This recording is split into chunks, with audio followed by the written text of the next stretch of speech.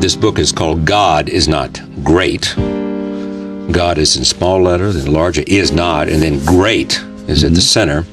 Subtitle, How Religion Poisons Everything. Clearly, by God, you mean any God, not any particular religious God, any particular faith. Any God is yes, not any great. surrender of the reason. idea of any surrender, any belief, any faith in a God Credulity poisons everything. Yeah.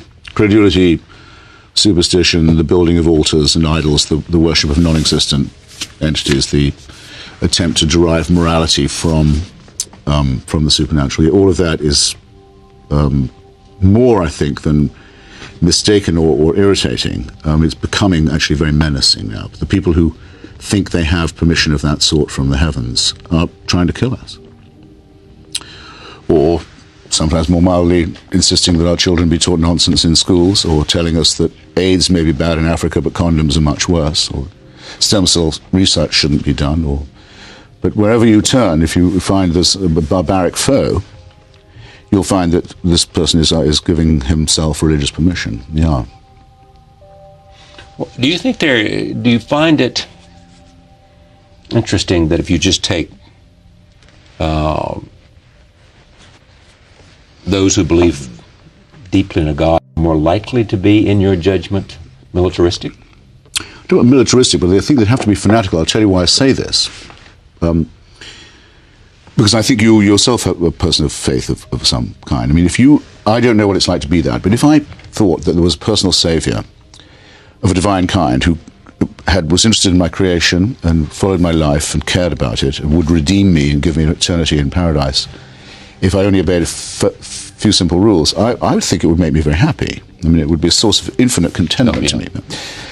It doesn't seem for lots of people it does, though. Lots of people it does. I dare say it does. But I don't think most people live in fear. They live in love with respect to God. Well, I would like to think that too, but you couldn't prove it by me, because the way I meet them is they come to me and say, I can't be happy until you believe it too. Well, yeah, that's part and of the proselytizing. I'm not going to teach my children about the virgin birth. I want your children to. Now, now, I'm sorry, now it's not a division of opinion.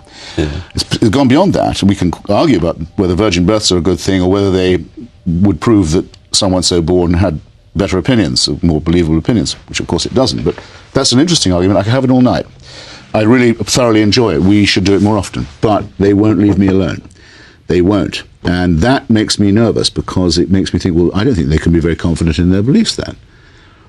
They can't yet be happy. I don't believe it yet. As part of the promotion of this book, are you spending a lot of time? Is everybody who has a television program wanting you to sit across the table from somebody who's a believer? Yes, we're spending most of the first swing of the tour is in the South, and we've issued successful challenges wherever we go to, or to actually we, that's my publishers and I. I'm not using the we in the royal sense. I have said I'll debate any professor of theology or any priest or rabbi or imam anywhere. And they've all said, yes, we have a challenge in every city now. Oh, is that right? Yeah. I read this review yesterday. Jack Miles is distinguished professor of English and religious studies at UC Irvine. You've obviously read this. Sure, and I've read Jack's biography of God. And? I was a bit disappointed with his review, because it began by flatly misstating what I say in my book. I mean, he starts by saying, fighting the good fight for atheism isn't as easy as it looks. The fighter must on one hand proclaim that religion is fading fast and for good reason, yet on the other rouse fellow or prospective atheists to be on guard against it. And I start by saying it's not fading and it never can. It's ineradicable. I can't believe. I'm not the worst or most opaque writer in the world. He cannot possibly have mistaken my purpose. I say repeatedly, Freud is right. Religion is ineradicable. It cannot fade. But it can be brought under control. It can be domesticated. Why has it survived? Jack Miles' his review is complete. I'm afraid, I hate to say it for such a learned fellow, it's a worthless one. I mean, he didn't get the main point of the book. And why has it? I mean, reviewers make this point left and right. Why has it survived as it has? Well, the essay that I quote is the Freud on the future of an illusion, where he says, look, it comes from wish thinking, which is a very strong impulse in our cortex. The wish is father to the thought. We don't terribly want to die. And religion says, well, you don't. the connection between what it preaches and what people might want to hear is too intimate to be overlooked, I think. And I think it gives the atheists like myself a slight advantage in an argument, in that I'm not thrilled at the prospect of being annihilated. I don't look forward to it. I'm not bored by the idea, but I can't really see that it isn't going to happen, or that an exception will be made in my case if I agree to have myself circumcised or suck on some wafer or obey some other man-made injunction. I can't persuade myself that I'd be redeemed that way, and I know that millions of people can't either. But millions apparently can, and they're the ones I'm arguing with. You have carried this idea with you for a long time. Yes, it was the first real intellectual discovery that I made. I couldn't believe what I was hearing in Sunday school. Well, as soon as I say this, you're going to jump me. Mm-mm. Why has it taken you so long to write this book? Well, you know, you and I say every time we've met, at least some of our conversation has always been about faith and non-faith. I mean, I've been writing chapters of this book, articles. Yeah. Well, our conversation is always decades. our conversation with you, which I think have been very good, by the way. I think so too.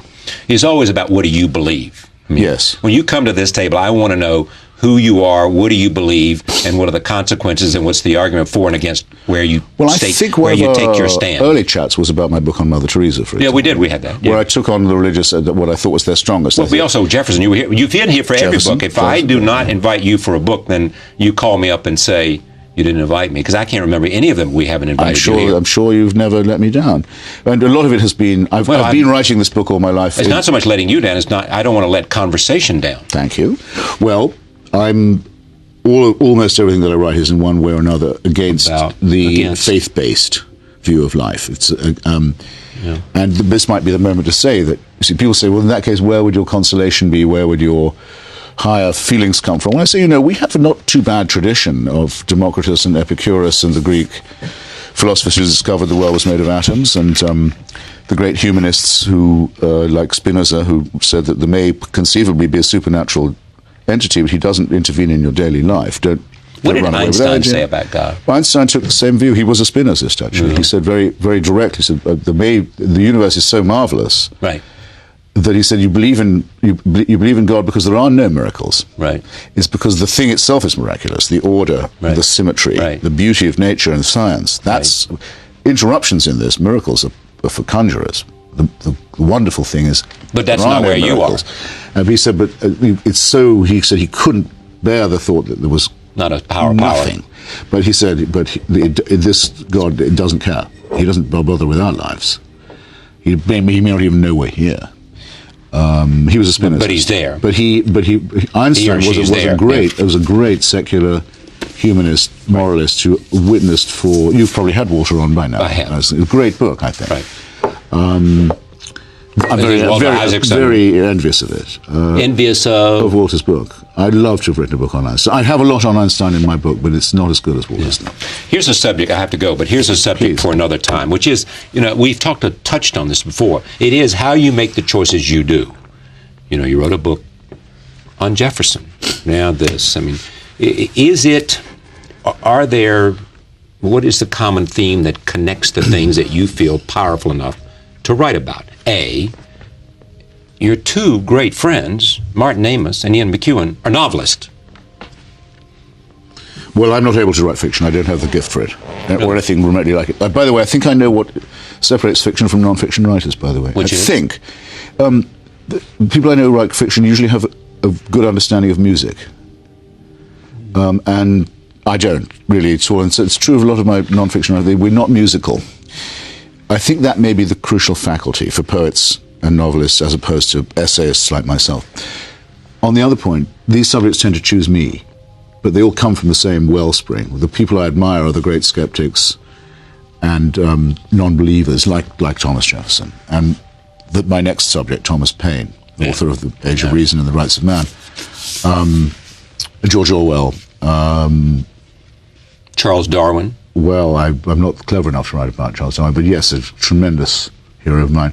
Had lunch yesterday with his great-grandson, Matthew Chapman, who you should have on, who's written a beautiful book about the trial in Dover, Pennsylvania, on the intelligent design scandal. Right. So these subjects, in a sense, pick me, and if you want to write about America, which I do, that's why I moved here, it's the great subject for a writer, then in effect, you're always writing about Thomas Jefferson.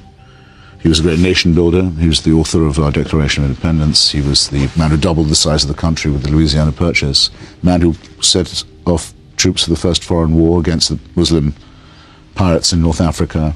I mean, it's an extraordinary life. Founded the University of Virginia, rewrote